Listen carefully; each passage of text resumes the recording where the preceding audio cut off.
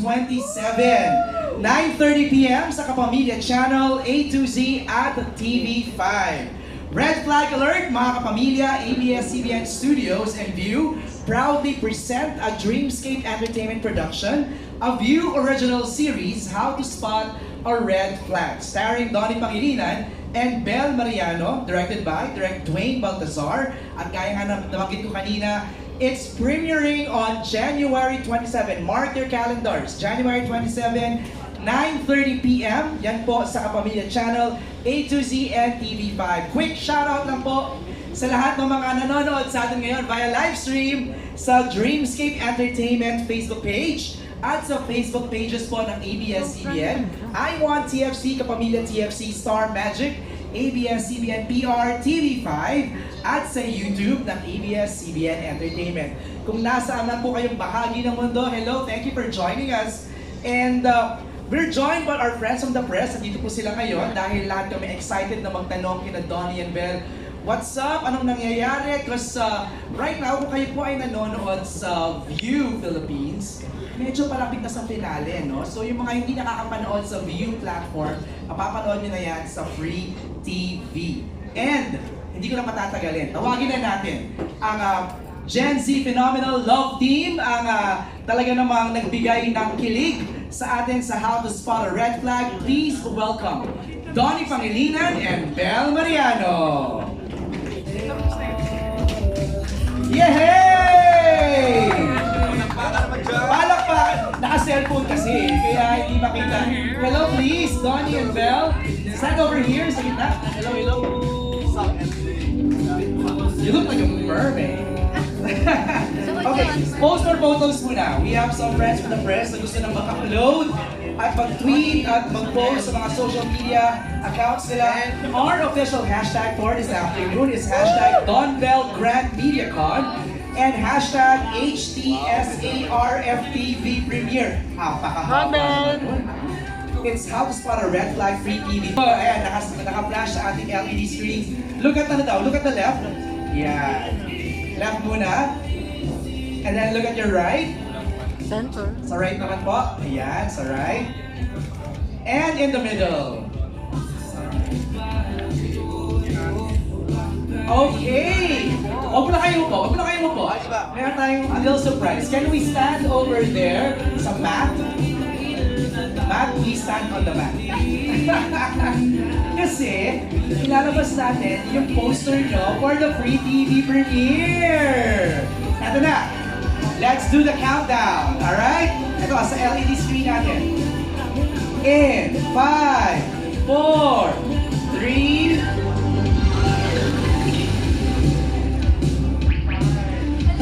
4.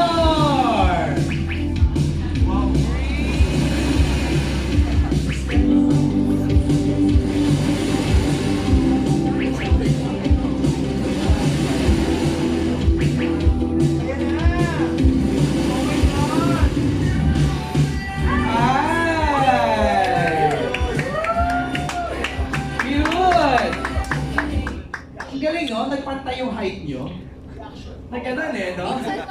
Minsan lang. Bel, Donnie, can I get your quick reaction please sa ating cute poster? Nakakatuwa po kasi actually dito rin po kami nag-shoot ng poster namin. And pagpasok ko kanina, sabi ko, parang ganito tayo nagsimula. And Right. That was how many months ago?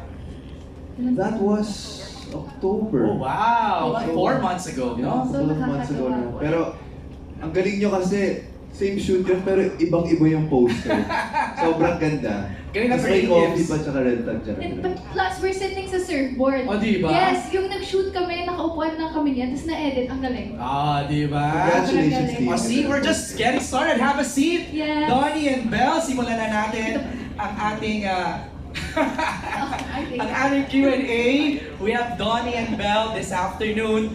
First of all, before we go into the Free TV premiere, I saw your clips at Sinulog. How fun was that? Hindi nga kami nakakain ng lechon. Actually, yun yung one thing na nilook forward ko pag nasa Cebu ako. But of course, sobrang nakakatuwa po kasi again, nakita ko, last year kasi nagpunta rin ako sa Sinulog, and this time kasama ko naman si Donnie doon. I'm so happy nakita namin yung mga kapamilya sa Cebu. Talagang sobrang warm kasi ng welcome nila doon, so nakakatuwa talaga every time I'm there. Yeah, we missed it. It's been a while na nag-out of town kami dalawa. And when we arrived at the airport, ang ganda na ng welcome nila. We love going to Cebu. Sobrang bait na mga Cebuanos, and every time we're there, the energy is just through the roof. So maraming salamat. We Airport can't wait to go pala. there again. Grabe sila. Hopefully, diba next year makapunta ulit tayo. Yes. Pero May marami pa kaming festival naman! marami pa kaming festival na pupunta. Lilibot! Wow! Na hindi pa sinasabi. O sinabi na ba? Hindi pa pala. Hindi pa. Hindi pa. Actually, yun yung maganda, no? Parang mas masaya makita kayo on the ground. You know, physically, face-to-face with your bubblies all over the country. Di ba yun yung masaya? Pero I beg to disagree na sinabi mo na minsan lang kami makapag-out of town. Yung shoot, yung nga out of town eh. Yung ano, event with supporters. Okay. Cute kasi. Wait, before anything else, alam ko ibang show to, pero congratulations sa Incognitos din dito. Oh! Kasi ang galing ng mga eksena niya. Ganun na kalakas ang ating prime time, di ba? Back to back to back. At kayo makakasama na rin namin kayo sa prime time starting Yes! January 27. How does it feel after Can't Buy Me Love? Ito naman, napapanood kayo on Free TV. Bel? Well, wait, gusto ko lang po mag-hi sa press natin. Go Sabihin, ahead. hello po. Hello everyone, thank you for joining us today. Thank you po for your Maraming time. salamat po. Yes, pero going back po sa question nyo, feels so nice to be back on Primetime Bida, syempre. Kasi this time around, makakapagturo na naman kami ng bagong learnings sa audience namin. You know, most especially nowadays na talagang ang daming trolls online, ang daming scammers online. And yes, catfishing, we have to be extra careful. And it's so nice that we're able to communicate that through this show. So that's the message of the series, no? Be careful. Being a little bit more Yes. careful. It's a very timely show kasi every single day technology gets better and better with the rise of like AI and stuff like that. It's so easy to fake profiles online or to pretend to be someone to scam. Di ba daming scammers ngayon, di ba? So, it really does happen in relationships as well. Kasi minsan, kahit di mo na nakikita yung tao, kahit online lang, naniniwala ka na, di ba? So, you have to be very vigilant, and it really can affect someone emotionally, mentally. So, please be careful when you guys go online and talk about these people, talk to these people. Kasi nangyari na sa amin yun actually. People would fake our family on Facebook and other platforms, and then they would ask for money. And naniwala yung mga ibang members namin. Okay. So they would give, so we had to trace the person. So Okay. we've experienced it firsthand, so it's something very scary. Yeah. So ang ganda, hindi lang kilig at tawanan ang hatid ng House para Red Flag, but also socially relevant. You know, reminding everybody about the perils of social media and deep fake and scamming. Alright, ang ating mga kasamahan sa press excited na magtanong sa inyo, makakwentuhan, mag-catch up. Tawagin na natin